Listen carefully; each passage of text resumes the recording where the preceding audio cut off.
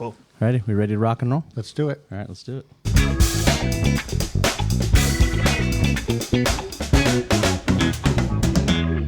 All right. Welcome to My Dad's Movie Podcast. I'm Mick Johnson. I am the dad. And with me, my son, My name's Jeff.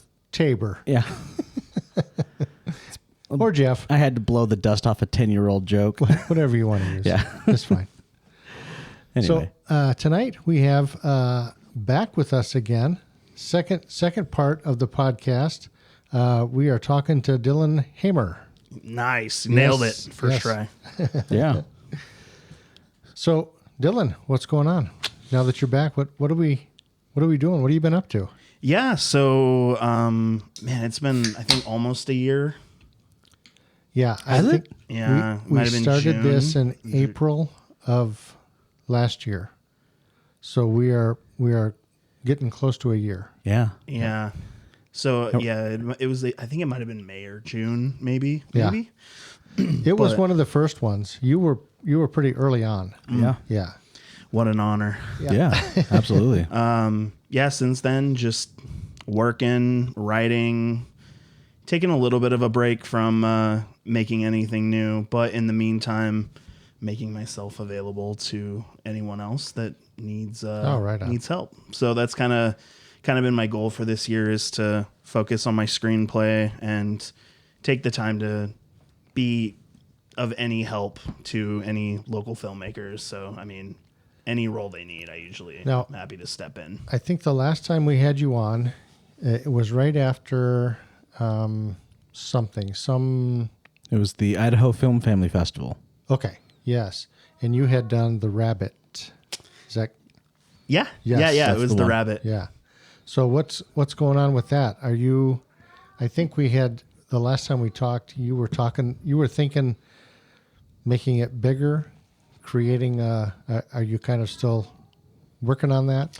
Yeah, that's actually what I'm writing right now. Okay. I'm writing a feature. It's completely different. Like, pretty much, yeah. Some of the bigger things that I didn't think would leave the story have left the story, and yeah, I mean, like, there's no dog. There's no. There's a that's whole right. there's a whole family dynamic now. Like, there's a lot to it. I so. imagine things change. taking a short film and trying to turn it into a feature length thing. Yeah, you probably got to change some stuff, add some stuff.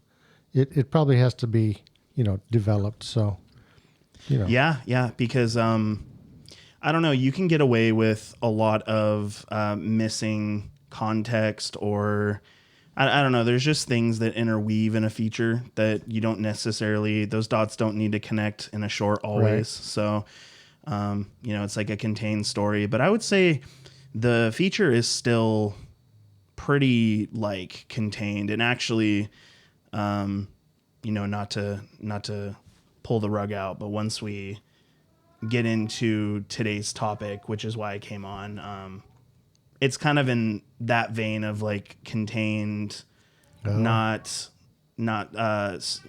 spreading out across multiple areas, locations. It's still pretty isolated. So, Right. but that's what I'm working on right now. nice. That helps with the first feature, something that is you're able to, like, I started writing a script for a feature and started to notice that it started to get away from me.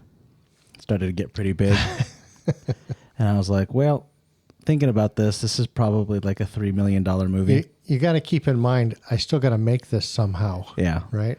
So right now the script is turning into a $3 million movie. So I was like, well, let's put this on the shelf for a bit and let's work on something a little cheaper. So that's kind of what I've been doing. So Heck yeah. other than the dinosaur, which Yeah, you're doing the Cody Newton thing this year. yeah, Yeah.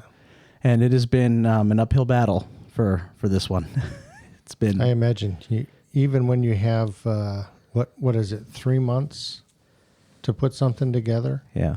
as opposed to 48 hours or whatever. Yeah. Even the 3 months would get away from you. Yeah. Most people don't start on that first day of the 90 days. Right. I did. I literally Yeah. did. We got my prompt. I had the script first draft done that night. Oh my gosh. I was on top of it pre-production this Yeah. year. but everything just fell apart in principal photography. That happens. We struggled to find a hospital. Like several different hospitals told us no. Several different hospitals didn't even call me back. Right. When we finally got something, a lot of the actors were like, well, that's pretty far. Like, I don't know if I can pull that off. So we ended up nixing that location. And so then we ended up going back to Cody Newton's house and reusing a location there. And His hospital bed in his house? yeah. And so we're using Nice. that bedroom. And I think the biggest thing that I'm like really stressed out about right now is the white walls of death, which is just, no production design, just beautiful, pristine white walls, which in a bedroom, that's not a big deal. Sure. In a short film, in a movie, that's not good. You got to have stuff on the walls. So, I've as big of a crunch as a 48-hour film festival is, I've noticed that the level of commitment is way more solid than because everyone could commit to 2 days. They're just like, oh, it's 2 days, it's a weekend. I can do that. But when it's something that's over the span of 4 months, I mean, lots of people are like, gosh, I don't know if I can put that much time into something. And so, or if they can, it's, on these days, and those are days that I work. And like everyone's like, oh yeah, I have open availability on Saturday. And I'm like, well, I don't. I work every single Saturday, and I work a night shift on Saturday. Right. It's just not gonna happen. So we've been shooting on Sunday. I've been waking up early. I'll get home from work, go to bed, wake up early, and it's late in the afternoon for everybody else, but it's I'm up early. Right. So, but it's getting there. Just all the labor just means it's gonna mean a lot to you when you finish it. Yeah, I mean, I hope so. The things you squeeze the most juice out of yourself are the things that end up being the sweetest. Right. Yeah, I was really happy with the story. Yeah. So, And the cool part is now taking all this raw stuff and in editing, putting something together that's really cool. Yeah. Yeah. So, yeah, it's You'll get it, man. It's almost the first cut done. Almost have the assembly cut done with a couple of missing scenes. I got some stuff in order. Some stuff looks really nice. How'd the dinosaur costume look? It looks awesome. That's cool. It's the best That's part. all I cared about. Yeah. Yeah, just that inflatable dinosaur costume. I don't remember who I was talking to, but I was talking about making this movie called The Dinosaur. I was like, oh, you got to check out this dinosaur costume. And they're like, oh, you're not doing CG? I was like, no, it's going to be a costume. And I showed them the inflatable dinosaur costume, and they're like, you're messing with me, right? And I'm like, no, that's literally what we're using. Like, that doesn't look like a real dinosaur. And I was like, oh, no, you haven't read the script. That's not the point. Yeah. It is a costume. Yeah. Yes. Yeah. They were thinking Jurassic Park dinosaur. Yeah, exactly. Yeah. Oh my gosh. But That's funny. yeah. So, last time you were here, who did we talk about? What director? We talked about John Carpenter last time. That's right. And this time you wanted to talk about Roman Polanski. I don't know if I want to talk about Roman Polanski. Good But I would like to. The film that I chose this round was Rosemary's Baby. Yes. Right. I think Roman Polanski is a lot like Victor Salva, where there's a ton of controversy and horrendous things, and but I have a really strong love for Rosemary's Baby ever since I first saw it. Oh yeah. Yeah. When did you first see it? Oh man, I want to say I might have saw it for the first time when I was like maybe 13 or 14. Oh, okay. Growing up, there was always the discussion amongst people where it's kind of like the JFK thing where everyone's like, I remember what I was doing when John F. Kennedy was assassinated. Right. It's like the most like overused phrase in American history. Alongside that is The Exorcist is the scariest movie ever made. Everyone says that. Yeah. Which like Could have been. It's not anymore. maybe for a year. However, my mom in those conversations, she would say, no, it isn't. Rosemary's Baby is the scariest movie ever made. Right. Yeah. And my parents raised me on horror, my dad and my mom. And I I don't know why I didn't see it as a kid, because I saw all the other things as a young child. Like my dad showed me Halloween when I was 5, and my mom showed me, you know, Child's Play 1 through 3 and Night of the Living Dead and Day of the Dead and Dawn of the Dead and The Crazies and like all these movies. Return of the Living Dead? More notably, unpopular answer, Return of the Living Dead Part 2.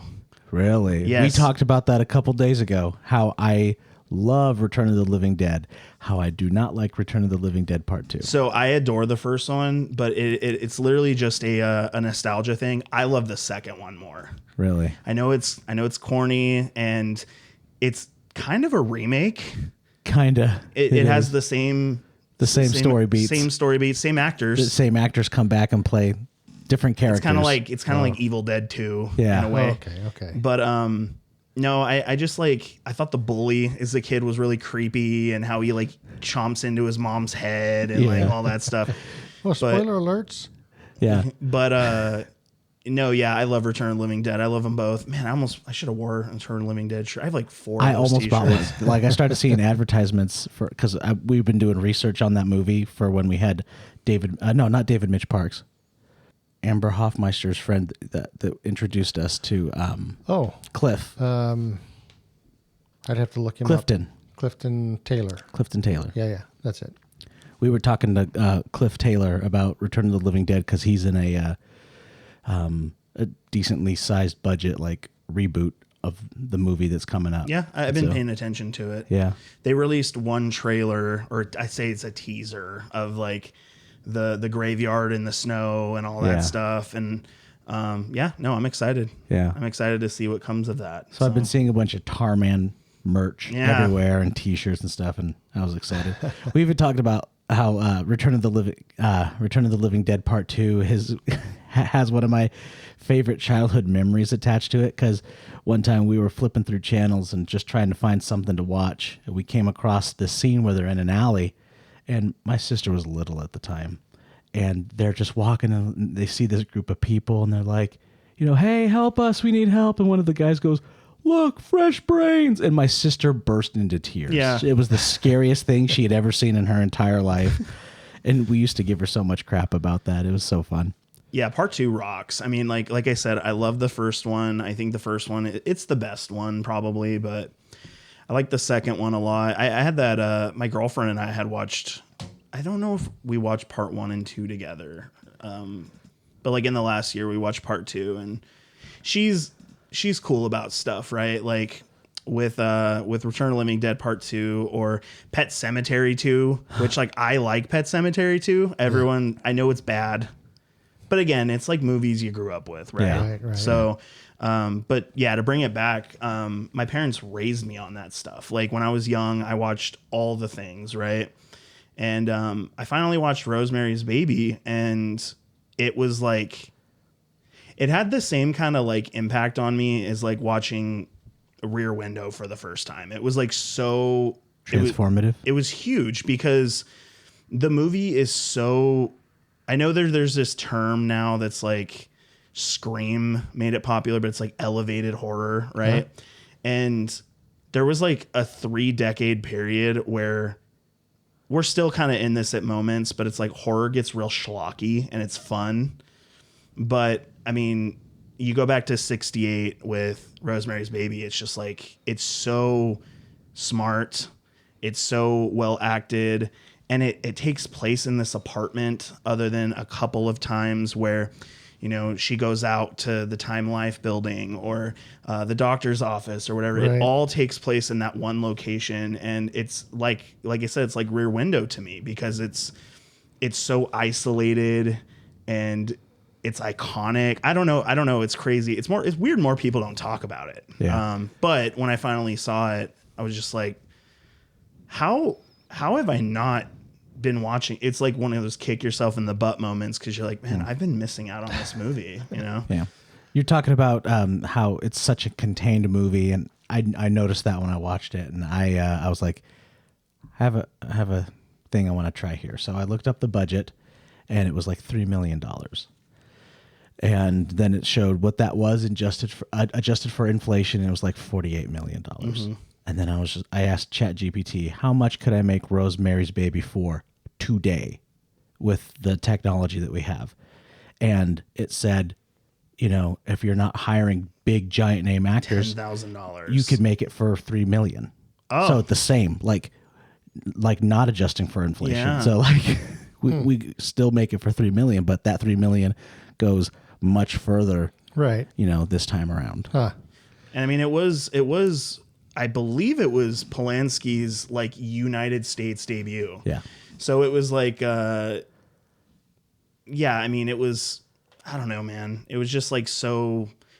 That is pretty expensive, especially when you think about like Mia Farrow, who leads the film, Right. hadn't really broken out yet. Mm-hmm. So then there's not like a lot of ambitious stuff going on there in terms of like it's kind of strange. I wonder if Polanski just like pocketed like half that. I think the biggest expense was probably shooting in New York City, and then the 10 seconds of screen time that Charles Grodin has. Yeah. Charles Grodin, yeah. I love Charles Well, Grodin. and that's the thing though, is like a lot, like I forget the apartment building where John Lennon was shot outside of. Yeah. That's where the exteriors were shot. It's not even the same building. Like they didn't shoot inside of that building. It's a completely different setup. Yeah, crazy. Yeah. The interiors were sets, I believe. Yeah. So so you watched it when you were 14? Yeah, I think so. I might be wrong, but and then you have seen it since then. Probably I watched it. times. I watched it twice this weekend just to prepare for this. So. Nice. So thinking back about when you were 14, are you still getting the same results? Are you still feeling the same way about it as you watch it? I think that in order to enjoy a film like that, it's sort of like Psycho, right? Like the end of Psycho, you have this whole like duh thing explained to you. And you're like, yeah, I understood the movie. Like, I don't need a psychiatrist explaining what Psycho was about. Right.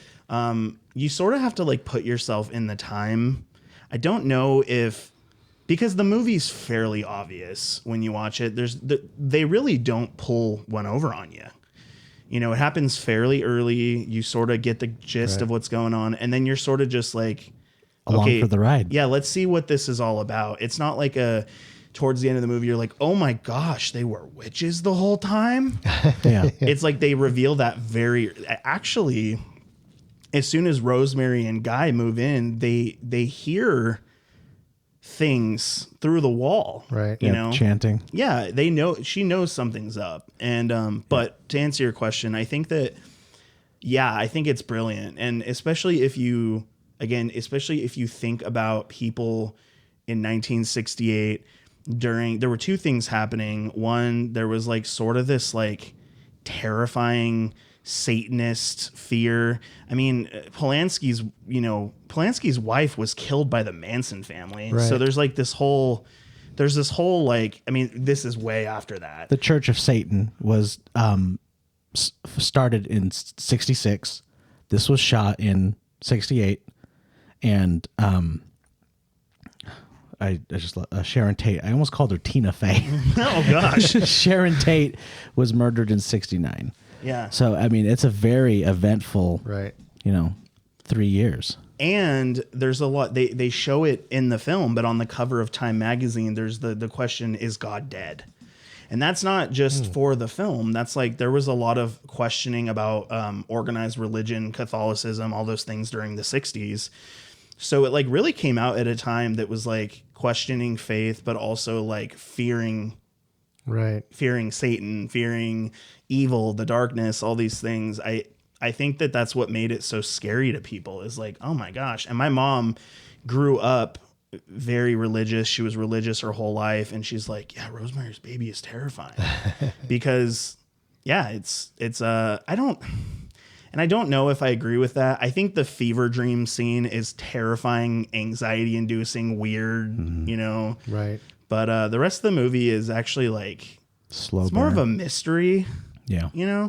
Right. It's kind of driven mostly by dialogue. Yeah. Right. Yeah. There's not like blood and guts and a whole bunch of action going on. So you're right. There's not a whole bunch of blood and guts, but there is blood in one scene. And when I saw that for a 60s movie, I still went, ooh.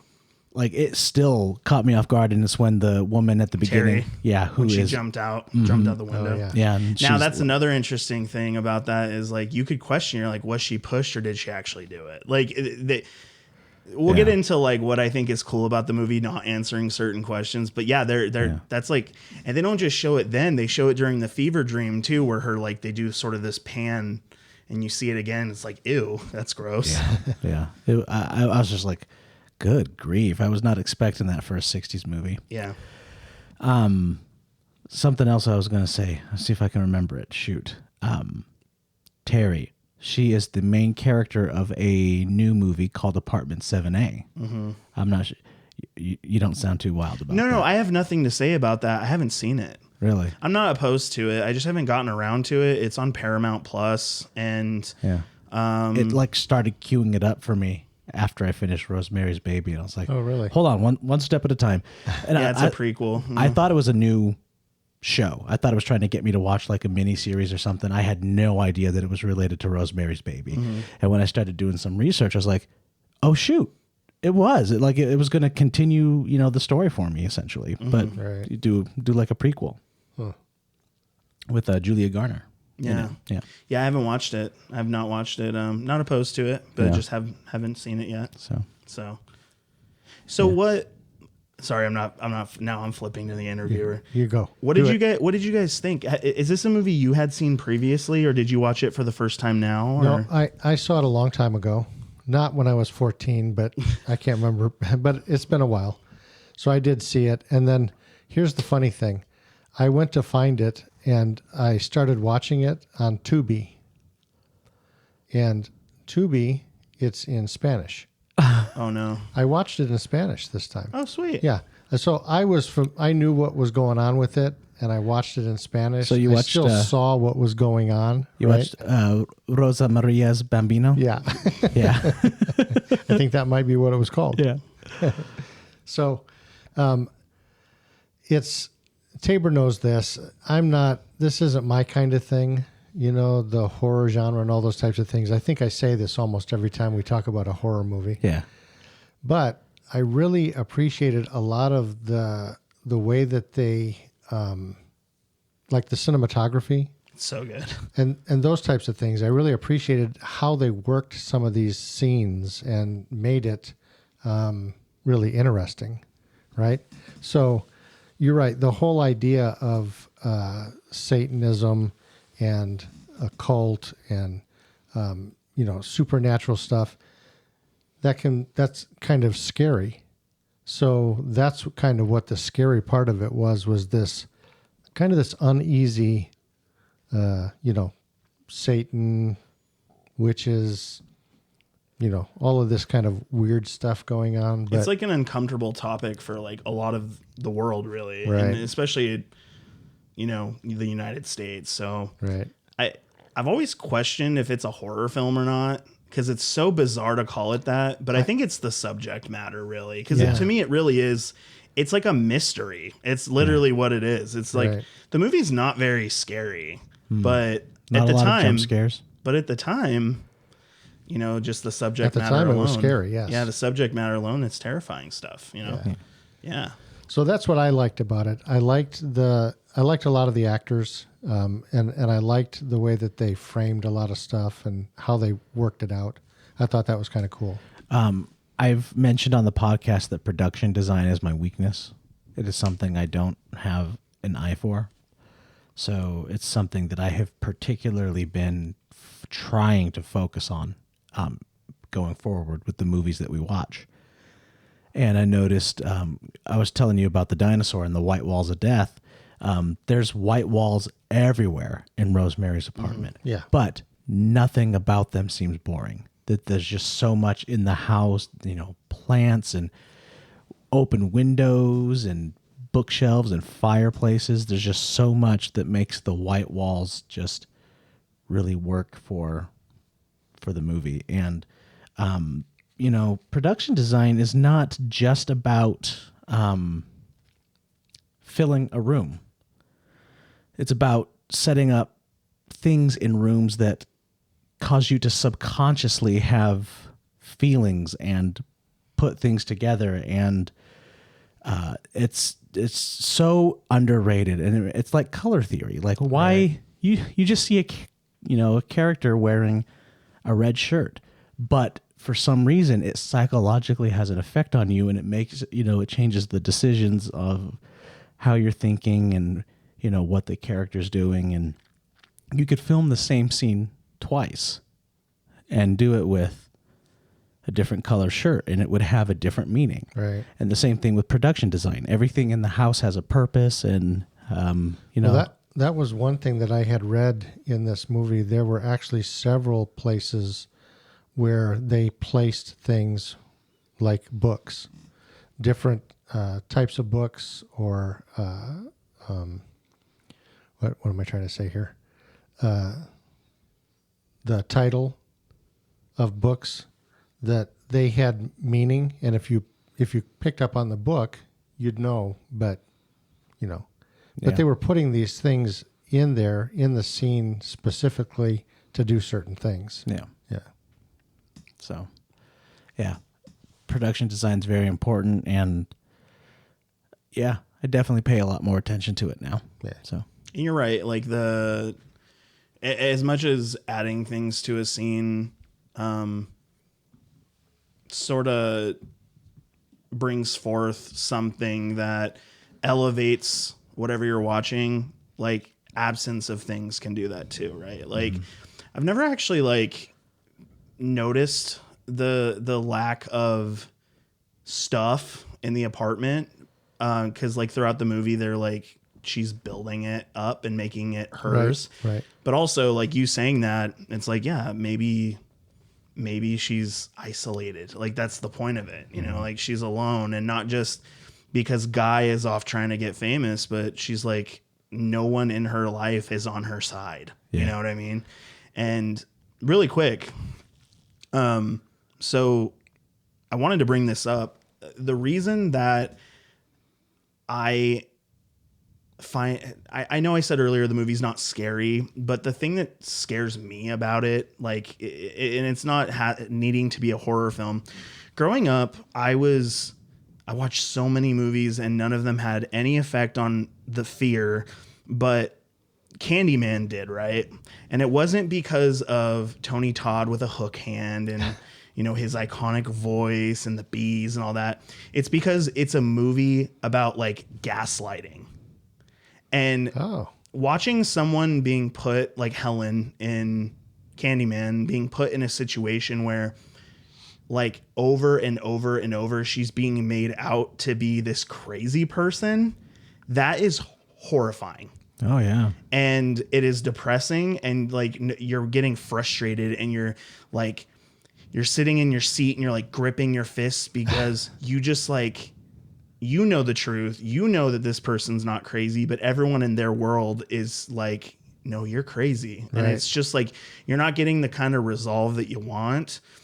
And Rosemary's Baby is very much that way, where the entire movie is you're literally watching gaslighting. That's what it is. Yeah. And it's so freaky. You know what I mean? So my girlfriend and I have this joke where, we're both medicated for anxiety, and her sister one time didn't know anything about the medication. And my girlfriend's yeah, I'm on Lexapro and this. And then her sister goes, wait, isn't that I don't know, isn't that an antipsychotic, or isn't that like an anti-schizophrenic medication? And Rachel's no. What are you talking about? Wellbutrin? No, it's not. Right. So now every time, sometimes Rachel will say something obvious, and I'll be wait, what are you talking about? So it's just she'll be oh my gosh, Dylan, that sandwich was so good. I'm what sandwich? What are you saying? Did you not take your medicine today? And no, but that's what Rosemary's Baby is, and it sucks. It sucks because it's so frustrating to watch. Oh, I was so mad watching this movie. Yeah, there's been a couple movies lately that have just infuriated me. And it was just so, devastating watching this woman just be tortured like this. And I was so mad.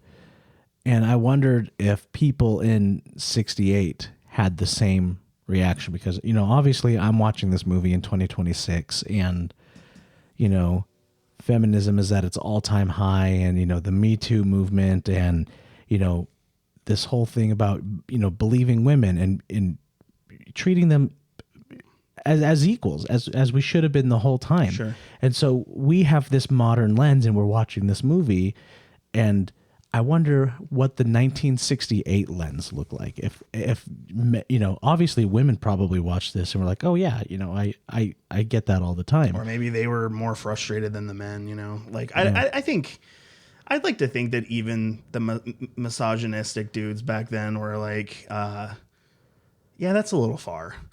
Like, I would hope. I really hope. Yeah. Yeah. Because, honestly, it did not take me to the end of the movie to go, oh, they've taken things too far. I mean, immediately. Yeah. Like, I immediately didn't like Guy. And, yeah. And the Castavetes, that's talking about biggest fears. It's just my neighbors coming to my house all the time unannounced. I hate that. Naked. And the thing is like, now obviously, you watch it and you're like, something's up there, but like, they were pretty charming. Like, Minnie in the movie, I've seen her in plenty. She was Harold and Maude, and she was also in an episode of Taxi, and she's very like, just very charming and funny and quirky. And I remember being a kid, and the first time I watched it, I thought, man, something weird's going on here. But like, those neighbors are like, they're friendly. Yeah. Yeah. Yeah. So they move into this building. They move into this apartment, and right off the bat, there's this, witches cult stuff going on there. Yeah. Were they kind of set up that way? Like, were they brought in there specifically? Or did it just happen that they moved into that apartment and that's what happened? So what happens in the film is they have someone that they're already performing this ritual on, but they made the mistake of telling her ahead of time. They say that in the movie. You hear it through the wall. That's all you get. Okay. They're like, I told you we shouldn't have told her ahead of time. I didn't even catch that. And so they tried to do it, but they tried to inform her what they were doing. Right. And like I said, whether it be she jumped out of the window or she was pushed by one of the members, they never go into that completely. I think that they had someone in place who dies, and then, they move on to Rosemary, and they decide not to tell her because previously telling right didn't work. That didn't work. Well. Right. Yeah. It's something I noticed in like watching video essays and reaction videos to this that I did not catch on the initial watch, was that the woman who lived in Rosemary's apartment before was more than likely a member of the cult. She was a botanist. She like grew plants and all sorts of things, So I knew that. They make that kind of, easy to understand. Yeah. But there's a note that she had written and left on her desk. And I saw the note, I read the thing, and I immediately forgot about that. And everyone else was talking about how this woman was like involved in this cult and then was trying to get out of the cult. And I was like... And she went into a coma. Yeah. Which like all the other victims. All the victims do. Yeah. And so I was like, oh, shoot. I didn't even catch that. I mean, this is probably, a movie that would, warrant a rewatch, because I just didn't pick up on some of the details. And yeah, dude, totally. And you find out later that, the closet is a doorway leading into the other apartment, and it was blocked by like a wardrobe. Yeah. At the beginning of the film, she was blocking anyone from coming in. Yeah. Right. So things like that. Totally. Yeah. Yeah. But that's what I was saying. Like earlier, there's these things that are like small that really aren't like integral to the movie. Yeah. But you think about it and you're like, oh, that's cool. Yeah, You know? It made a difference. Yeah. Yeah. I was listening to a video essay, and this guy was talking about how there was a scene that was either written for the movie or had been shot and then got cut. But I guess there's a scene where Rosemary goes out of town with not Hesh, that's the Sopranos. Hutch, yeah. Mm-hmm. Goes out of town with Hutch and his sisters. And they said that in that scene, she doesn't think about her husband at all for 3 days, like not once. And then they say that on the fourth day, she's like, my husband is horrible. He's been treating me horrible. And I think that, in my opinion, that's something that was kind of missing from this movie, is that not once does she, until the end of the movie, there's not a point in the middle where she's like, maybe things are going, too far. Right. And I don't know. I think that scene would have been cool, because then you would see that she starts to have these thoughts and then goes back anyway. Right. So. That's a good point. Yeah. Because the original cut of the movie was like 4 hours long. Yeah, I did hear that. Which, like, oh my gosh. Yeah. I don't know if I could take that, but. It was 4 hours long. Roman Polanski could not get it down to under 4 hours. He's like, I don't know what to do. So he handed it off to the editor, and he said, you figure it out. Fix it. Yeah, I don't know what to do. Cut it down to 2:17. Right. How do you cut 2 hours out of? I can't cut 10 minutes out of Bigfoot Falls. I'd kind of be curious what was cut. A lot of lingering, probably, because that movie, they really do let scenes breathe hard. Even in the tight cut, scenes breathe like hard. They go on, and they really, I bet there was a load of that missing. Like, they cut all that out. The editor's like, oh my God, we gotta get this out of here. Yeah. I noticed that during the scene where Rosemary's like, let's make love. And then, they make love on the hardwood floor. You watch them for like 10 minutes getting undressed. And I was like, they are not cutting away. It's like that scene in the first Friday the 13th movie where you literally watch her make a cup of coffee. And you're like, why am I watching this? Yeah. Please, God, stop. Right. See, and the thing is that Sean Cunningham, I can imagine that he just doesn't know what he's doing. But Roman Polanski, I imagine he does. I imagine he had to have a reason for why he held on. And it's something that I was like, oh, dude, like, I feel like I need to cut this. And I was like, I'm thinking of it from a modern lens. An editor would look at this and be like, this is going on way too long. You don't need all of this. Cut it, get to the point. And right. And I was thinking about that, and I was like, this is kind of how a lot of movies of this era were. They were like, breathers and letting things sit for a long time, and, not so many cuts. And that's something I wanted to bring up and talk about. I was like, why do you think we lost the slow burn? I mean, we still have a few here and there, but I mean, it was very, very common for older movies. You could watch anything from the 60s, and there was lots of different, the pacing was just completely different. Yeah, because I think people nowadays affiliate either sitting in silence or sitting with a moment or your feelings or whatever as boredom. Whereas, like, I think people of that era were more happy to see they were fine to see something play out. They're okay to sit there and think and ponder and all these things. Nowadays, I know it's like cliche to say, but it's like our attention span has like really deteriorated over time, and people are just like, I'm bored. And it's like, no, you're just existing. You know what I mean? But yeah, you're right. Like, I get that too. When I watch that movie, I'm like, oh my God, shave this off. Like, get it to an hour and a half. Let's go. Get 47 minutes off this thing. We can do it. But that also has to do, I'm not talking about the era specifically. Like, Roman Polanski is very much like, he sniffs his own farts. And that's exactly why he had a 4-hour movie. I'm sorry, but like, if you watch Rosemary's Baby and you think that there is a reasonable, good 4-hour cut of that movie, you are out of your freaking mind. Right. Yeah. That's just someone that will not let go of things. And it's like, you have to let go of things. Right. Yeah. And a lot of filmmakers at the time were like that. You know, it's like people were just like, yeah, let it linger. You know, let I think this is important. The nonverbals are saying something, this and that, you know, like Woody Allen movies or, you know, early Scorsese or freaking Hitchcock. Like all of his movies do that, you know? Yeah. I was going to say Hitchcock, I think that's what he's all about. Yeah. Yeah. Yeah, it's like it's the show, don't tell. But sometimes when people don't get lines of dialogue, they're like, oh my God, what is happening? Let's get it. Yeah.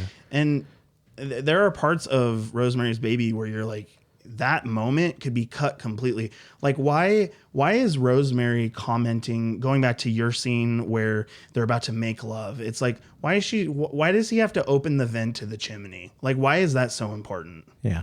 You know what I mean? She's like, oh, the paint, you know, and then he goes and he opens it up so it can ventilate properly out the top. Yeah.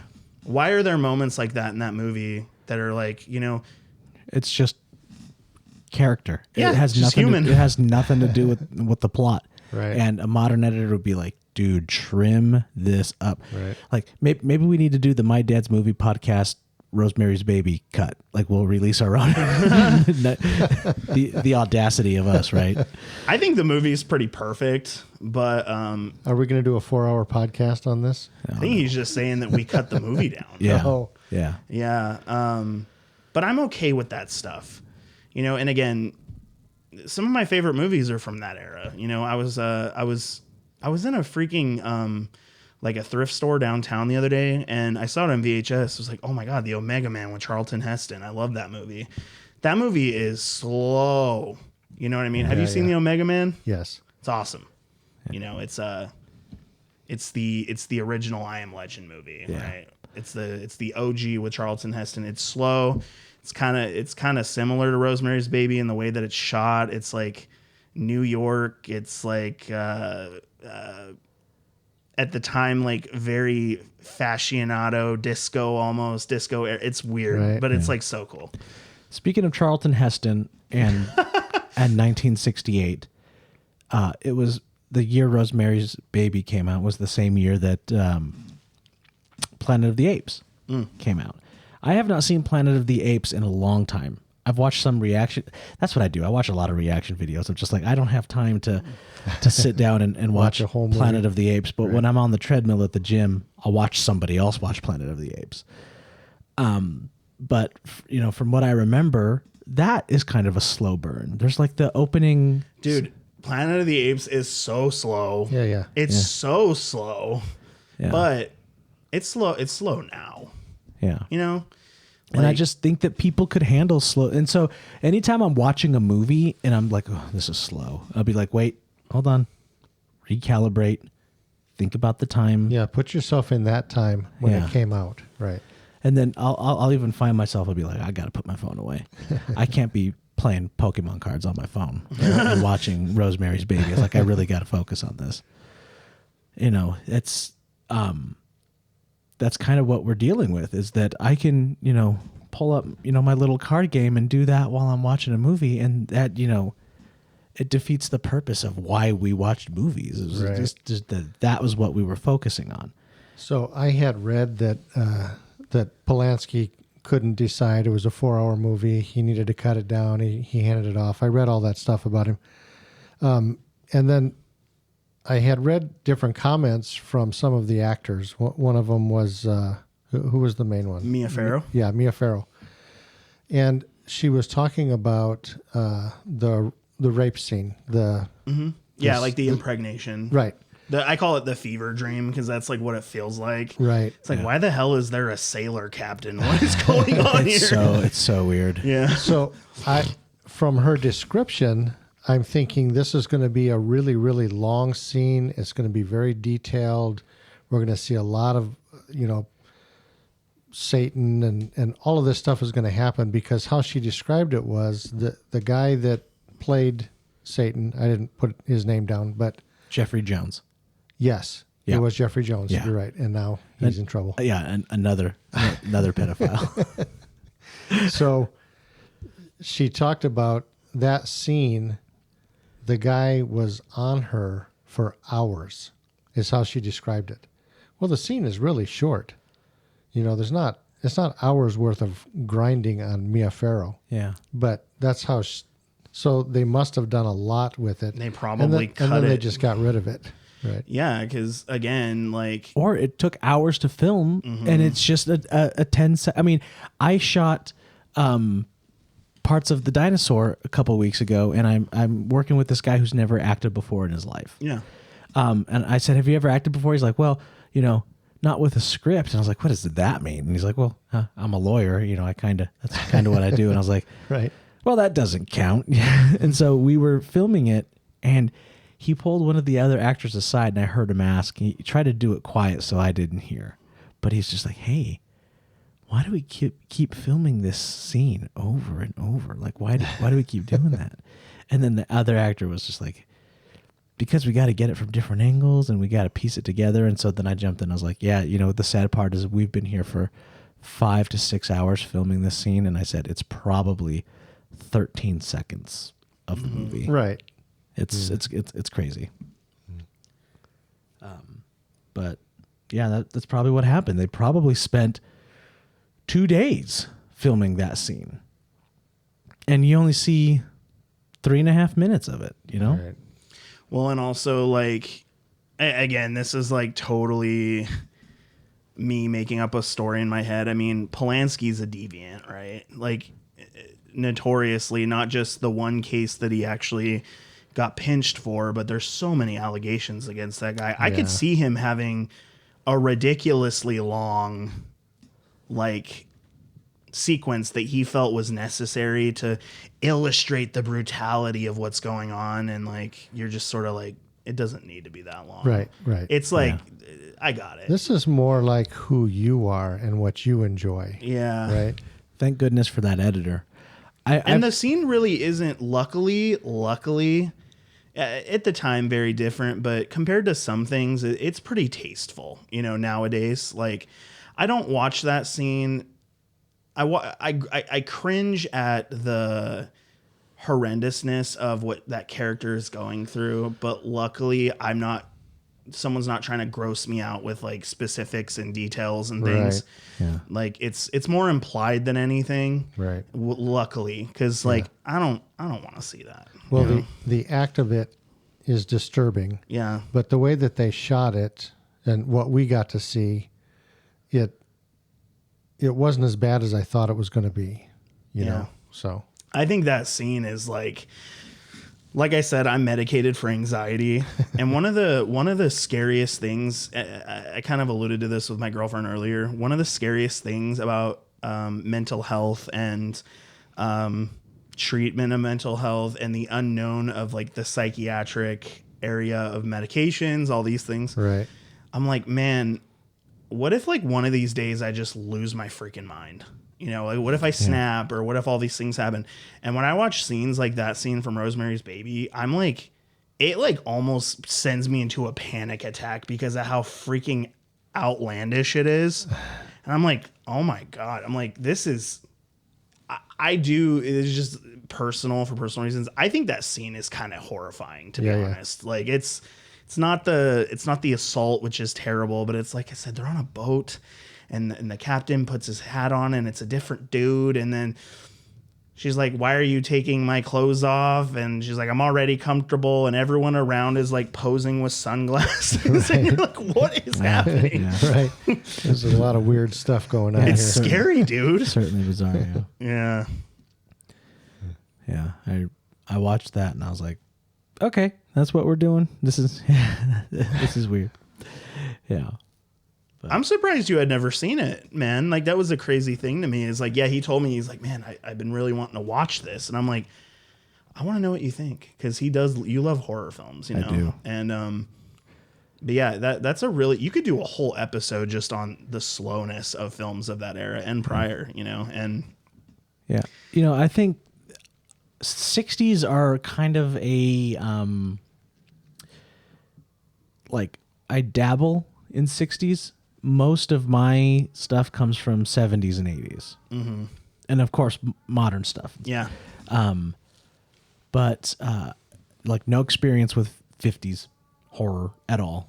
That's like the creature from another world. Yeah, decade, it's that weird black and white stuff. That, yeah, it's like it's creature features, it's monsters, it's aliens, it's that sort of thing. The Thing. Yeah, the Thing from another world, and the Blob. The Blob. I saw the Blob. It's good. Yeah, I think the remake is better, which is like the case for most of these movies. But yeah, it seems like that if you remake a 50s movie in the 80s, you had to have. It comes out good. It had to be The Fly. It had to be The Blob. If you remake an 80s movie today, you're a madman. Yeah. Why would you do that? Just you can't. Well, back growing up, I watching The Blob as a little kid. When did that come out? Do you know? The Blob? The original? 56. I imagine it's 56. I'm going to look it up. I'm pretty good. Sure. I'm usually pretty good at guessing. So, the years of anyways, movies. as a young kid, I watched the original, right? And it was friggin' scary. Yeah. I mean, it was scary. I've watched it since I've been an adult, and it's like, it's kind of stupid. yeah. Your threshold's been raised over time, Right. So I said 56. It's 58. Okay. Ooh. But But the pretty remake's close. awesome. I haven't seen. I don't think I've seen the remake. I heard it's intense. You've never seen The Blob? No. Okay. The Blob is great. Obviously, we talked about The Thing, greatest remake ever made, in my opinion. And also, like, I like The Fly a lot. I love The Fly. Yeah. I actually have some problems with the technical side of that movie. Really? Oh, there's so many continuity issues in that movie. Like, look it up. It's bad. Okay. But I love it. I love Cronenberg. I love the but yeah, you're right. And also just like Invasion of the Body Snatchers, which has been remade multiple times. The 78 version is one of the earliest horror movies I remember watching. Yeah, it's awesome. And it's one of the few that my mom has shown. My mom doesn't do, I mean, she does scary movies more than my dad does, I think. Mm-hmm. But, she doesn't watch very much. And so she showed us that as kids. Which one? Invasion of the Body Snatchers. The yeah, 1978, because it's been remade twice. Yeah. Like officially twice, I think. Because it was remade again in the early 90s or late 80s. Called Invasion. No, I think it's just called Body Snatchers, right?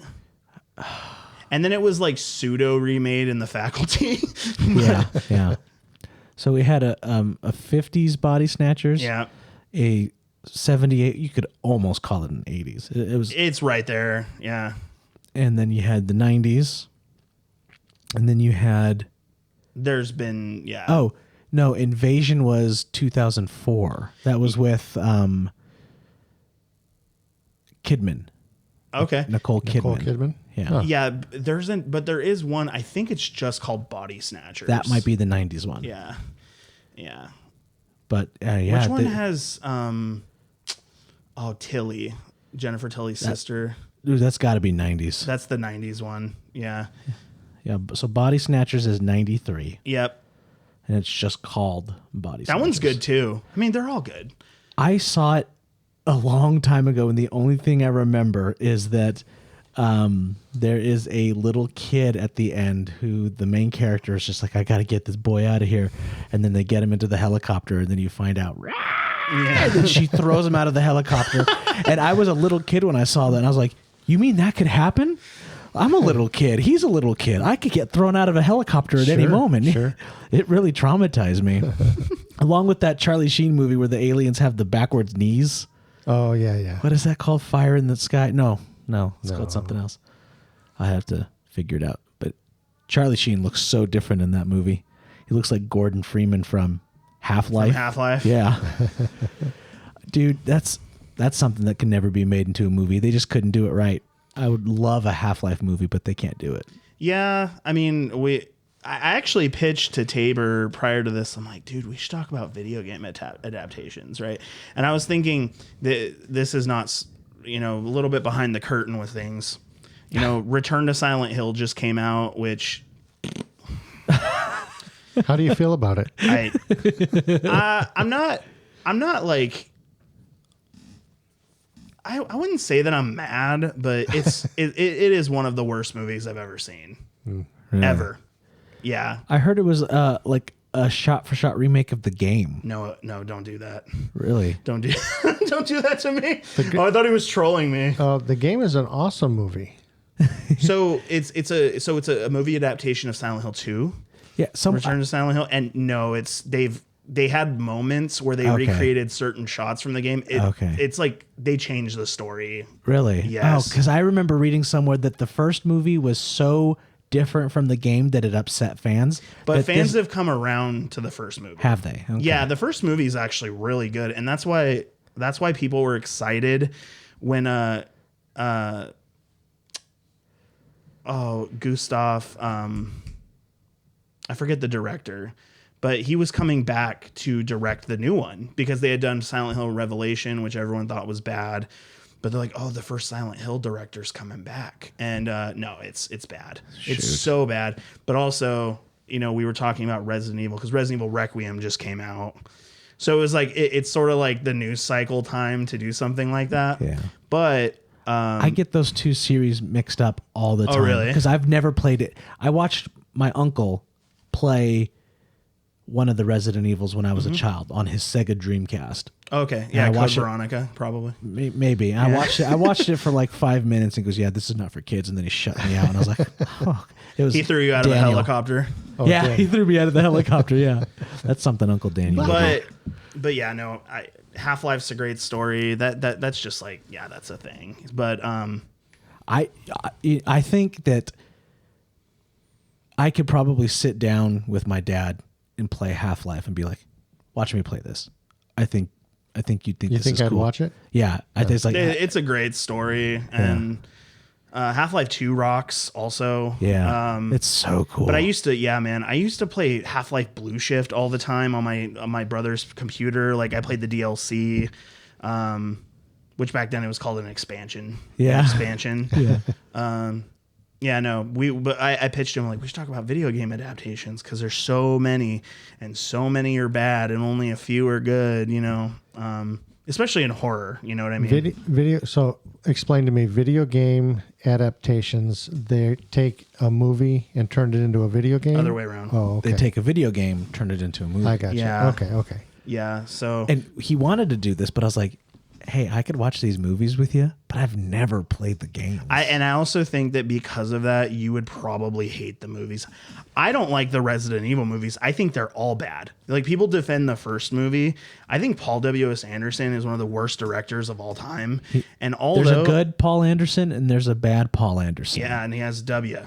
Yeah. But Paul W.S. Anderson, I can forgive his Mortal Kombat movie. That's fun. Which is super fun. It's fun. And it's a terrible movie, but I also kind of like Event Horizon. Do you think Sam Neill? Yeah. Yeah, Yeah. I think it's a real bad movie. I think the set design is great. I think the actors are of high caliber. I think the story is so interesting. Do you think there's a better cut of that movie out there? They talk about it all the time, but I don't think so. The things you hear about with Event Horizon, it's like, oh, they hired all these strippers and porn actors to be in this scene and this and that. I don't know if anything can save that movie. But like I said, the concept is so good. Like, have you played Dead Space? It's like the same plot and it's iconic. It's so good. I heard it's a great game. Have you seen Event Horizon? Oh yeah. That's a cool sci-fi story. Yeah. And it's I just like it. I like the idea of a ship that disappears like into hell and it comes back and you don't know what happened to the crew. Right. That's like, I know they have like a cool idea. Well, they have and they have like the sequence where they show everyone being tortured and this and that, but it's like just the thought of where that ship went and what happened to them, that like makes my brain go crazy and wonder and all these things. And so I kind of give him a pass on that. His Resident Evil movies are atrocities. Zach Kreger is doing a new Resident Evil movie. That'll probably be good. He's not basing it off of the games, unfortunately, because every freaking filmmaker has to come in and put their stamp on something. But it's set in Raccoon City, which is good. The Welcome to Raccoon City movie's bad. Like they're all bad. I heard that's bad. They're all bad. Yeah. So we need to do a podcast where I'll be the robot. Yeah. And you guys can be, and we'll just tear the movies apart. Just riff on movies. Yeah. That'd be fun. Yeah. I've done that with a couple people before. It's a lot of fun. Yeah. I consider Event Horizon a movie adaptation of Doom. Yeah, because that's kind of what Doom. Yeah. I mean, it's basically the same story. It would be the better adaptation, Yeah, they these people are experimenting with portals on Mars. They open up a portal to hell, and then the Marines got to go and save everybody. Sure. So that's kind of how I thought of it. Nice. But you know what? I don't care. I'll say it. Event Horizon should get a remake, 110%, and have Fede Alvarez do it or something. Yes. Oh, he would do such a good job. That would be cool. He would do such a good job. He did. I thought his new Alien movie was Romulus was tight. Yeah, it was super good. I thought it was. I didn't like that they introduced a new life cycle to the alien. So I don't like that the actual like chest burst happens super fast. Yeah. I don't understand that. I don't understand the fact that it gets sped up every movie. She gets face hugged, and then I'm telling you, like within literally 5 minutes, it's coming out of her chest, and you're just like, what is happening here? Yeah. Did you watch Alien Earth by chance, the show? No, it's on my list. It's so good. I heard it is so freaking good. I heard it's great. Sorry, we got derailed, but that's it'd be like that. No, it's my dad's movie podcast. We're talking about movies. Right. We're still on topic. That's good. Yeah. Well, do we have anything else about Rosemary's Baby that we want to tap onto? I think that I want to sit down with a bunch of Gen Z and Gen Alpha kids and force them to watch this movie and take their phones away from them and make them watch a slow burn movie and try to save cinema. That's what I want to do. I just I'm worried about the state of movies. I'm scared. I don't know where it's going. So I have a moment to admit something, and then I want to ask you guys about that too. This is a moment where Dylan is admitting he's a human and he's a hypocrite. Okay. So I'm going to say two controversial things in a row. Okay. Number one. So what movie are we talking about? We're not talking about Rosemary's Baby, but it'll come back to it. Okay.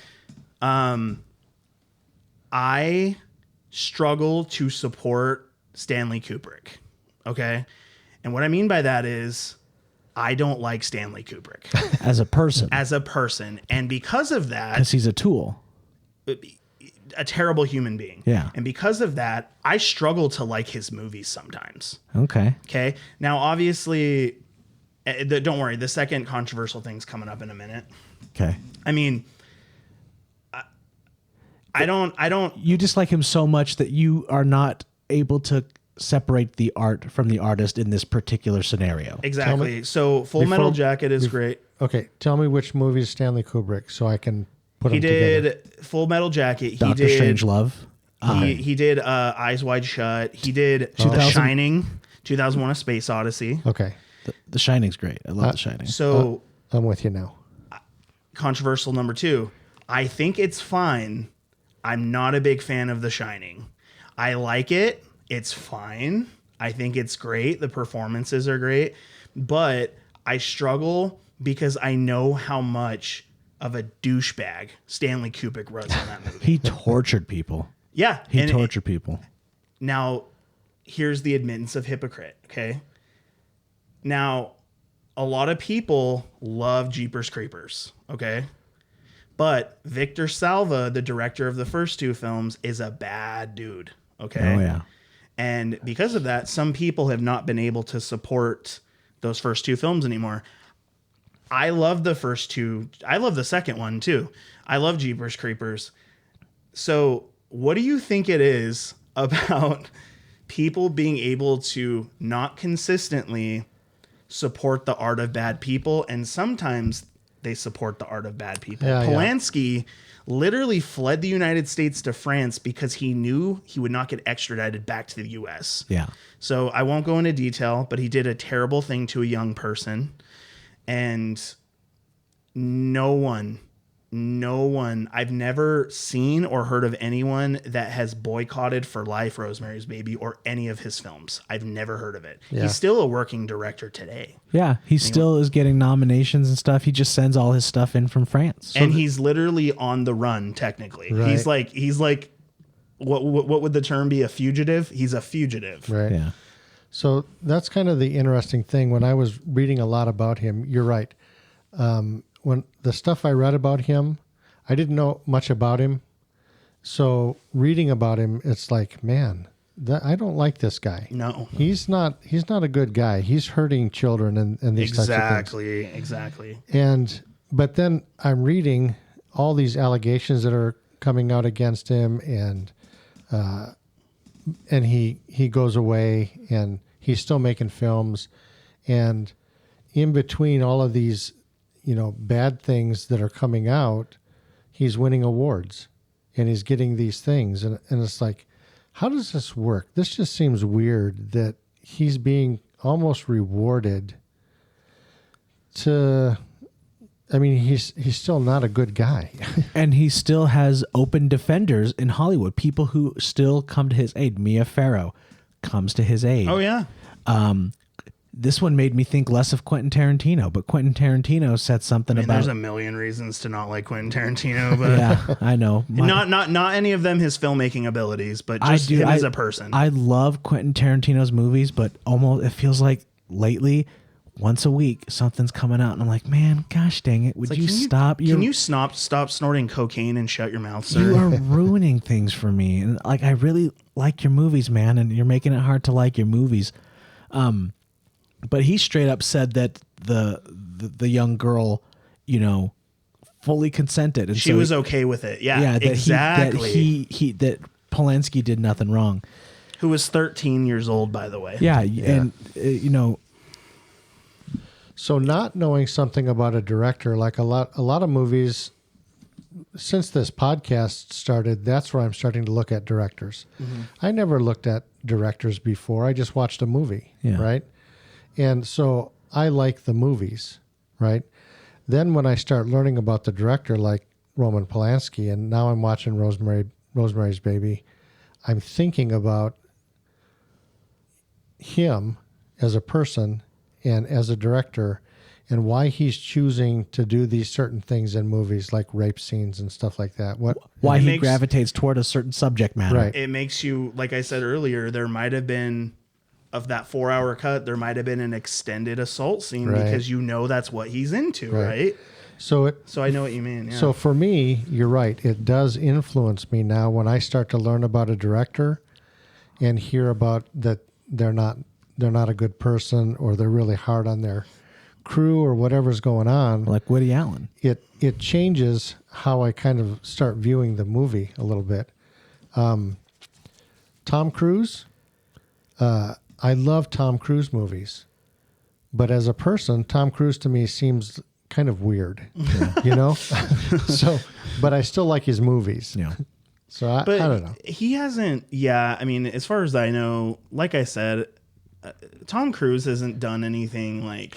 No, you know what I mean? Yeah. But he brought it up. Like there are Polanski defenders. Polanski's an artist. He's a visionary. He was part of that wave of Woody Allen's and Scorsese's and all that thing. And he was and Kubrick's. He's like one of the greatest to ever do it. And that might be true. Why is it that we're okay to condemn certain people, which we should if they're hurting children? Yeah. But other times we're able to say, I can separate the art from the artist. Other times we can't. And I wonder what I wanted to bring up on this podcast and ask you guys is, why do you think that's the case? Because I knew that talking about a Polanski movie was going to be controversial. Right. And that this was going to come up. In fact, here's the thing. When Tabor told me you want to do Roman Polanski and Rosemary's Baby, I started looking into him. And the first thing I did is I went to my wife and I said, I don't know if I can do this podcast. I don't like this guy. No, he's a bad guy. I'm not sure what I'm going to say about him. Yeah. So, yeah. I think also it probably has something to do with the type of things that are happening. Hurting children and those types of things, those are just completely unacceptable. The worst crime ever. You've got who was oh shoot, I can't remember who was the director that made what's his face ride in the back of a pickup truck with blood on him and Sam Raimi. Sam Raimi. Yeah, I don't know a lot about Sam Raimi, but some of the stories that it was like, man, that he really was rough on these actors. Yeah. The conditions were really tough. Well, I still kind of liked the movie, and even though maybe he was kind of tough on his actors, it wasn't this thing over here that was completely unacceptable, you know? Yeah. I think that there is, definitely a scale, and I think that Sam Raimi as a director is not towards the peak where no, and I don't think so either. Where, but I just use him as an Kubrick- example. where Kubrick is. Kubrick was Or like Woody Allen, or, because Woody Allen's the exact same thing, assault allegations, you know what I mean? Like, Right.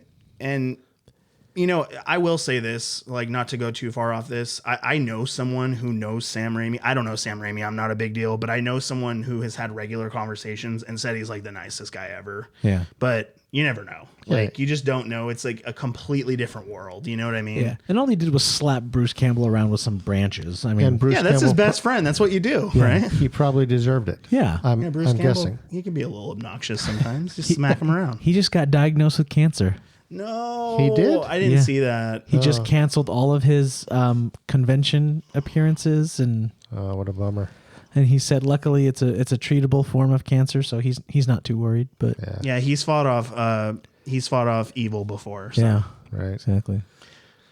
When you're a screenwriter and when you're a director, there's just so much of you that makes it onto the page, and that makes it onto film. I mean, even if your script is about aliens and you're going to outer space with these Marines and you're going to go kill these aliens, there is a piece of James Cameron that ends up in that, he's very obsessed with the mother-child relationship in almost all of his movies. And so a piece of you comes out and onto the page, onto the screen. And if you're a bad person, sometimes it's going to be the bad pieces that come out of you and end up on. Right. You kind of don't have control of. I mean, you can kind of tailor things so that you don't. When you read these, like, am I the a-hole Reddit posts? You have all these people who write these long stories, and you can tell that they're trying so hard to make themselves look like they're in the right. And they will sit there and go over their paragraph over and over and over just to make sure that they covered everything. But there's little hints and there's little things that you'll catch. You'll be like, I picked up on that. I don't think you noticed that when you wrote it, but I picked up on it. And I can tell you're the a-hole in this situation. And I think that is something that happens, is that if you're a bad person and you're writing stories and you're taking like literal pieces of you and putting it onto the screen and you're scrubbing it to make sure that, oh, look, I think, okay, I got everything. I made sure. You didn't get everything. Yeah. There's pieces of it that are still there. You're not catching it. Well, and look at the facts.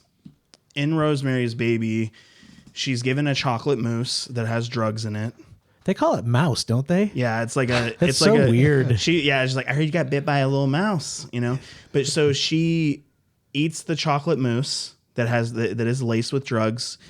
She goes out, and then a very horrible act happens to her. Right. Roman Polanski did that in real life. Right. Really? Yes, to a 13-year-old. Yeah. With drugging them, and then.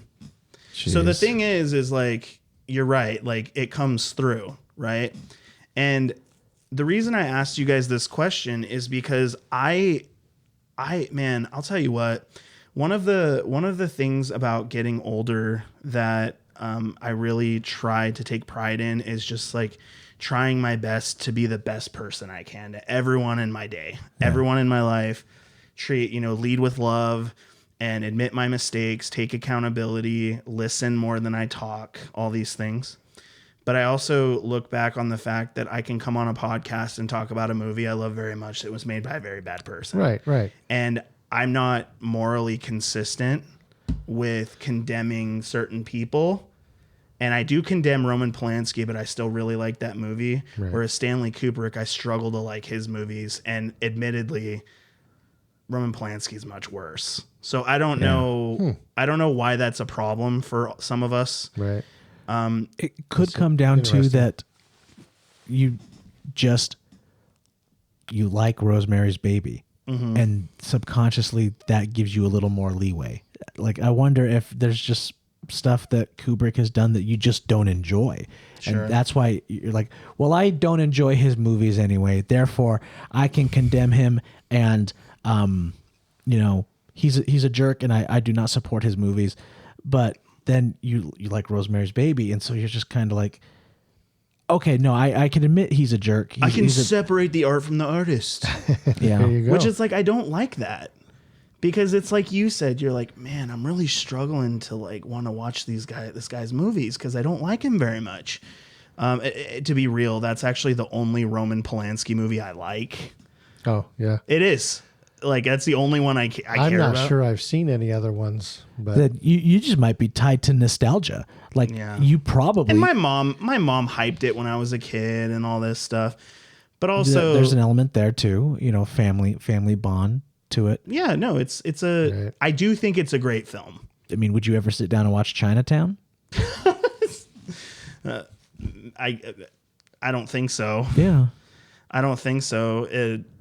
But yeah, I just thought that was an interesting question to bring up, is like, why are human beings so morally inconsistent with films and filmmakers and things like that? And it's like a cult of personality almost. Because we're human beings. Yes. We're not perfect.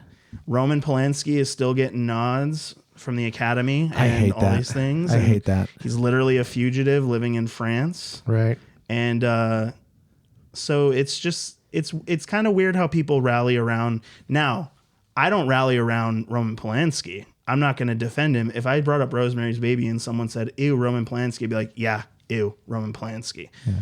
But people do still worship the ground that guy walks on. And it's very weird because it's like, he did what, in my opinion, as a human being, I cannot forgive. I cannot forgive that. Maybe if I was a god. And it was multiple times. Right. So it's who he is. Yeah. Mm-hmm. Really. Yeah. So join us next week for our series, Let's Hunt and Kill Roman Polanski. Yo, I thought that you just casually swept us under the rug. He's like, and okay, we're going to wrap it up here. Just hit the button. Yeah. Yeah. Yeah, we can go to France. We'll take him out. I'm sure we'll get paid a reward. Let's bring him back alive, though. They'd probably give us an Oscar. Or whatever. You can get the $3 million to make your movie. Ooh. In fact, turn Roman Polanski into the U.S. government, and maybe you'll get that $3 million and you can make your movie. Right now, he might get a pardon. Yeah. Oh gosh. I don't want to get political. Yeah. But man, maybe that's like subconsciously why I wanted to bring this up, is because it's going on, but we don't go there. Yeah. So do we want to rate this movie? Yeah. Are we good with? Have we said everything we want to say? You feeling good? I think so. Right on. Yeah, that was a good discussion. Let's rate it. So I would give this 1 We're to letterboxing? 5. We're not letterboxing. We're doing out of chocolate mouses. Okay. Are there half There are halves. glasses? There are half glasses of chocolate mouse. Yeah. Okay. Yeah. Because she dumps one of them, right? Yeah. So there's half glasses. It's like an optimism thing too. Yeah. Sure. Glass half full of chocolate mouse. I would give Rosemary's Baby 3.5 glasses of chocolate mouse. Okay. Nice. Okay. I would probably give it. It's not my cup of tea. It's not my chocolate mouse, but I'd probably give it 2.5 drugged chocolate mouses. Oh my gosh. simply because there are aspects of it that I appreciated and that I thought, this is kind of cool. I like how they did this. Yeah. So I can grade on that. Yeah. What about you, good sir? If I'm rating the movie on its own merits and I'm trying to be Being anchored by Roman Polanski. Yeah, because like I don't know if there's anything. There's no such thing as objective as much as people want to argue with it. Something like this, we're humans. We're subjective on everything. Sure. I would go 4.5 out of 5. Oh, really? Okay. Right yeah. up there. It's one of my favorite movies. In fact, if you go to my Letterboxd and you go to my profile. Ooh, before we go, let's go to your. Look at that. Rosemary's Baby is on my top. Ooh, so we had. I'm not familiar with any of this stuff, so this is something you're going to have to show me. Sure. The letterbox thing. What is your username, real quick? 'Cause it's just. I think it's just Dylan Hamer. Should be. There you are. So we had Chance Furstinger on last week. Oh, cool. I love him. Yeah, and we went through his letterbox and judged. Oh, that's judged right. his, That's right. He yeah. got on his phone and went through his stuff. Yeah. So I'm going to cherry pick a couple of these here. Oh wait, are you going to my highly rated movies or low? I'm picking and choosing stuff here. The new Scream 7. Yep. You gave it a 2.5. Yeah, it's bad. Is this out of 5? This is out of 5. Okay. Yep. Letterboxes 1 through 5 or half through 5. You can give it a half star. Okay. You can't give it a 0. I don't know if I've ever given something a half star before. Apollo 18 for me. Okay. Tabor did. Yeah, that movie's garbage. Yeah. VHS Halloween 3 stars. Yeah. Yeah. Because for me, 3 stars means it's like it's good. average. Yeah, it's fun. It's average. It's a good movie. It did its job. Anything above 3 is average. Anything below 2 to 3 is below average. Below 2 is you're getting into like Garbage. Horrid territory. Ooh, I wanted to ask Chance about this one, but I didn't see it on here, and so it was out of sight, out of mind. The Monkey. You gave it 2 stars. That movie was. I had so much fun. Which one is the monkey? It's the one with 2 brothers. It's just called 2 brothers. But here's the thing though. It's about sensibilities, because here's the thing. If it's not just the monkey, if you look up Osgood Perkins movies in general, they're all low rated. Longlegs is low rated. The Monkey is low rated. The Blackcoat's Daughter is low rated. I don't think he's very good, but that doesn't mean that he isn't. That just means I don't like his movies. Sure. And I give him a chance every single time. You're hoping that the next one is the one. His dad is like one of my heroes, man. Anthony Perkins. His dad is Norman Bates. Really? Yeah. Oh, and I'm just like, oh, it's good. Come on, man. And then, Longlegs comes out and people are like, it's the greatest. I'm like, what? Ooh, controversial. Oh, yo, let's go. You gave Sinners 3.5. Yes. Why? Because I thought it was an above average good movie. I love Ryan Coogler. I think he's amazing. I respect the message. I thought it was a pretty subpar vampire movie, though. I think the message was really strong. I liked it a lot. Like, just a 3.5 doesn't mean I dislike something. I just don't know. It's just that it's not The Godfather. It's not. It will. Yeah, and like, I really value and appreciate things that talk about racial diversity and racial hardship historically. I think that that's so important and educational, and it's great that we have Black filmmakers that are taking that hardship and not only educating us, but like celebrating their culture with it and all these things. But like, that doesn't necessarily mean that I'm going to get on a horse and be like, it's a 5 out of 5. I still will critique it. I think that in Sinners, I think the performances were great. I think the whole musical section where they're going through the airs, I think that's so wonky and stupid. Really? Yes. It's so goofy to me. And it just yeah.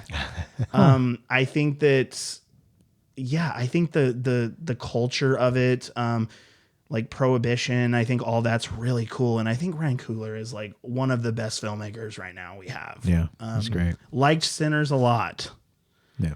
But I just quite wasn't above that 3.5. Yeah. I also liked Sinners. Not that we're talking about Sinners right now, but I liked Sinners also. One of the things that I liked about it was I didn't know it was a vampire movie. So I was into the movie. And then, like, after you finished it too. Just kidding. But then it's revealed. It's like, oh, I'm watching a vampire movie. Okay. Yeah, it's like From Dusk Till Dawn. It like pulls Yeah, you along same. for a little bit. Yeah. But yeah, Ryan Coogler, one of the greatest. Like, yo, you want to talk about it? We won't go into it, but like, I adore Black Panther. Like, if you look at Black Panther, that's got to be a 4 and a 4.5 star movie to me. Yeah. I love Ryan Coogler. I love Michael B. Jordan. Oh, yeah. I love all those guys. They're amazing. Creed. Creed 1. I love Creed 1. Creed 2 is fine. Creed 2 is like Rocky 4. That it kind of escalates things to an unrealistic sort of way, but it's still fun and inspiring. And no, yeah. I like Victor Drago coming in, Ivan Drago coming back, but I feel like that's not. You shouldn't be nostalgia baiting on your second movie. Yeah, something problematic there. Yeah. If you're on your second movie and you have to pull out the Ivan Drago and sort of remake the story where Adonis almost dies in the ring and he's like, I'm fighting for my father, which like in the first movie, he hated his dad. Right. It's just like, there's problems with Creed 2, but I do, Rocky 4 brain comes on and I'm just like, yeah, America versus Russia. Yeah. Which, I mean, is important nowadays. And, the last one I want to talk about. You're gonna, call me out on a real doozy, like one that you're just like, Dylan, what are you doing? Well, I'm going to call you out on this one. I'm so excited. This is not because I disagree with you, because I agree with you. Oh, but everyone else disagrees with us. Okay. Maxine, 4 stars. Yeah. I love Maxine. I think it's you like it better than Pearl, don't you? I love Pearl, but it is. I think Pearl might be 4 stars on there too. I think Maxine is just interesting. I adored it. I thought the final sequence going through like the Hollywood Hills, and I'm trying not to spoil anything, but the shootout and all the stuff that happens at the end, I think it's so exciting. Yeah. And it's a fun movie. It's one so that much fun.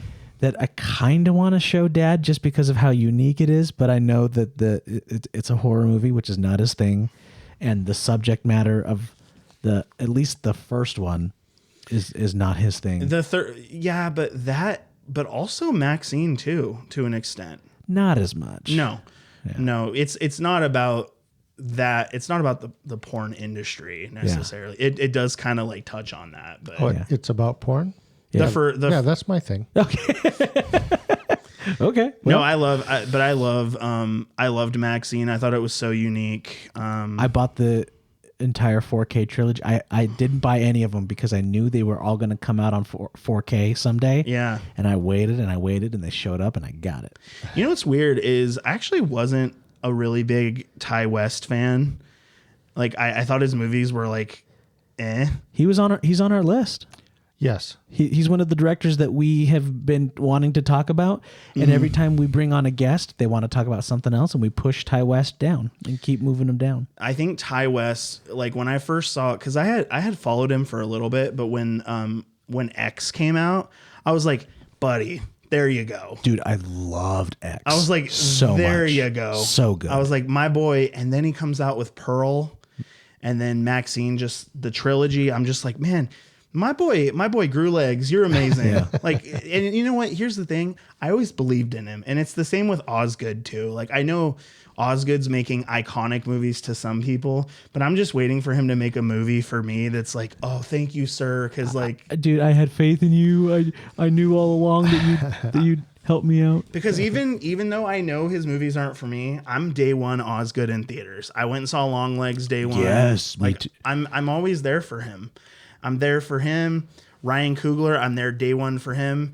I'm there for all these guys. I love them. And I'm always rooting for them, even when they have little dips. Dude, sure. I cannot wait. Let's go. I cannot wait to move back to day shift so I can start going to movies again. Yeah, because you need to watch. You haven't seen Scream 7 yet, right? No. Okay.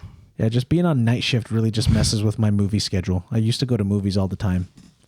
You want to talk about controversial things? I saw Chance. Speaking of Chance, he gave Scream 7 a 3.5 on Letterboxd. Yeah, you gave it a 2.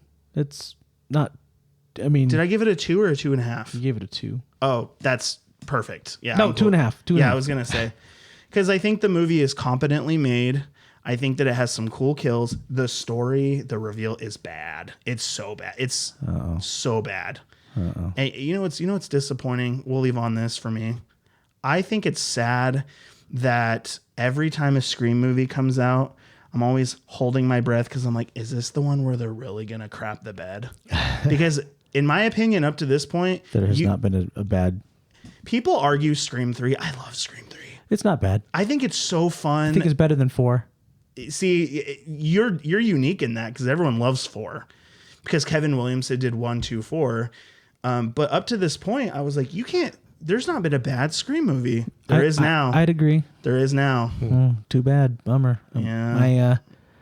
But you know what? Call my brother and be like, hey, they hit the second tower, man. Scream. Oh, gosh. Scream. Yeah, Scream 7's the bad. Scream movies, we have to have Nicholas and Alec and Haley in here. So we'll bring them on. They're big time Scream people. And then as we're walking out the door, Terrifier 2, 2 stars. It's that high. You gave it 2 stars. Oh, man. You're gonna give it. You're gonna go back and change it to 1 or something. No, I'll leave it alone. Look at Terrifier 1. Oh, am I going to be surprised? What's Terrifier 1 on there? Let me scroll and find it. Oh, I have so many movies logged, dude. Yeah, you and Chance have quite the collection. I'm going to follow you guys and just go through all your... Just call me out. Color Out of Space, 3 stars. That's a good one. That movie's so good. I like it. It's fun.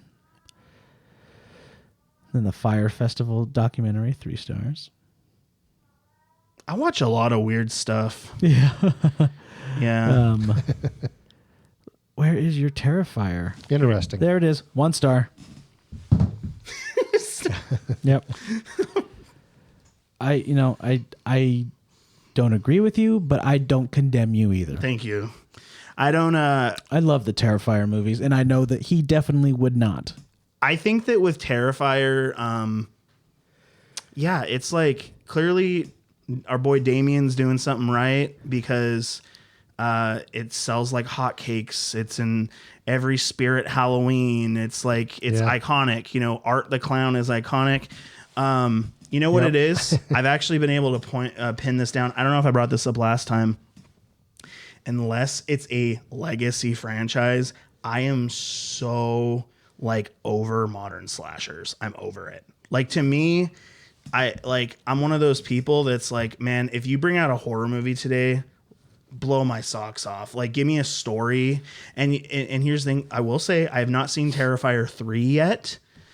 If 2 didn't do it for you, I'm sorry. Yeah. 2 got a star above the first one because they were exploring lore and trying to do all these unique things with it. It's just a slasher problem. It's the same thing with Hard Eyes. It's the same thing with all these other things. What makes Terrifier so...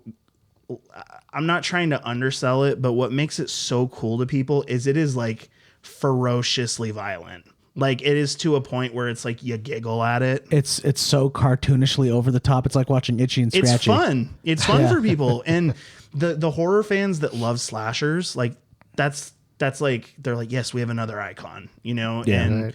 I'm really happy for those people. And I'm not too sophisticated for Terrifier. I'm not above anyone else. It just doesn't do it for me. I need to watch like if I'm gonna watch a slasher, it's got to be something crappy from the 80s, like Dark Tower or something like that, or like Iced or something weird. You know what I mean? Well, so you're not gonna love my 400K feature then? No, it's 3 million. Yeah, 3 million. Yeah. It's where Tabor wrote. He wrote a Terrifier fan film where Art goes to space and starts killing Martians. Yeah. See what I'm okay with Terrifier. Yeah. I am not okay with Terrifier clones. All of the people that came out of the woodwork and started making their own Terrifier, I can't stand that. Mm-hmm. I kind of thought Terrifier was cool and unique, and then everybody came out and started doing Art the Clown, cover band stuff, and I'm just like, sorry guys. That's and honestly, I'd say to Terrifier, I also think the first Terrifier is a little too mean-spirited. I think the second one is where they started embracing the fun aspect of it. Although it, like I said, it does go into lore and things like that. The first one's really mean. Yeah. And while they're all mean, I'm sure, you know, especially 2, there's like the bedroom scene that everyone talks about. It's still like quirky. Yeah. And the first one's not very quirky. It's trying to be fun and over the top. And yes. The first one's definitely trying to take itself seriously. The first one's mean. And trying to show you how far they're willing to go. Yeah. But and me personally also, like, there is a limit where like something can be so mean spirited that I'm like, you know, I'm out. Yeah. Yeah. But yeah, I will sit here and gladly be called out on my letterbox choices because trust me, there's a lot on there that people would be real upset about. The Sinners one, I'm sure, is going to get me the most crap though. Yeah. And you know what? I might, if it makes you feel better, I was actually like contemplating at the time giving Sinners a 4 out of 5. And I'm still like, I wish you could do quarter stars because it would be a 3.75 for me. Really? Okay. Yeah, but yeah. Not quite 4, not quite 3.5. No, yeah. And if I was to revise it, it would go to a 4, but no higher than that. Just because I think it's so culturally beautiful. Yeah, I just think it's so beautiful. I like it a lot. Yeah. Nice. All right, we ready to head on out of here? We're ready to go. All right, let's do it. Do it.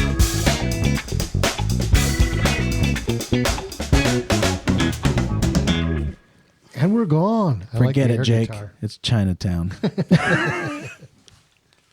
We would like to offer a shout out to our very first ever Oldest Son tier patron, Jared Louder. Thank you very much for subscribing to our Patreon and helping our podcast grow.